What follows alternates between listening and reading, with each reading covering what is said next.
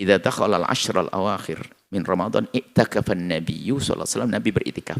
Wa ya'takifu min ba'dihi azwajuhu, dan istri beliau juga beritikaf. Artinya apa? Ada wanita datang ke masjid. Baik, artinya tidak ada masalah pergi ke masjid dan seterusnya.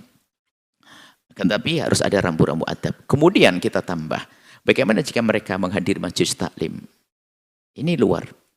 Tentunya jika ke masjid pun pada akhirnya diperkenankan, tentunya di majelis taklim apalagi dikhususkan, dipisah tempatnya, ya sangat dianjurkan dong untuk menuntut ilmu kok. Sholat saja yang boleh dilakukan di rumah, ya kan? Sholat yang boleh dilakukan di rumah, perempuan masih boleh untuk keluar rumah pergi ke masjid. Apalagi belajar yang nggak bisa di rumah, suaminya nggak pinter, adanya televisi sama dan sebagainya, masa nggak boleh pergi ke majelis taklim? Nah ini kan harus coba kamu memahami berita itu harus rinci pelan-pelan. Yang boleh dilakukan di rumah saja, Nabi mengizinkan pergi keluar rumah. Yaitu sholat. Sholatnya perempuan boleh dilakukan di rumah.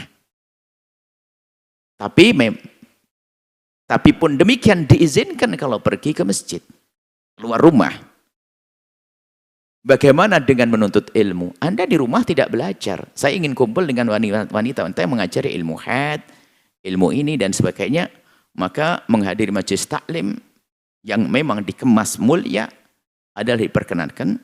Bahkan termasuk itu menggugurkan kewajiban thalabul ilmi faridatun ala kulli muslimin. Maka kalau ada berita perempuan enggak boleh menghadiri majelis ilmu dan sebagainya, barangkali itu yang perlu mungkin maksudnya apa, wallah alam. Kalau pernah mendengar, kan pernah kemarin pertanyaan yang lalu ada ustadz yang mengatakan enggak boleh perempuan menghadiri majelis taklim dan sebagainya. Yang enggak boleh adalah menghadiri majelis taklim yang kacau balau. Tidak terhormat di dalamnya, laki perempuan berbaur dan sebagainya.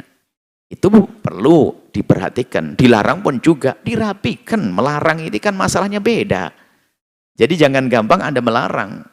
Anda sendiri tidak bisa mengajari mereka di rumah-rumah mereka. Anda dengan keterbatasan Anda mencetak wanita-wanita ustadzah pun juga belum gampang.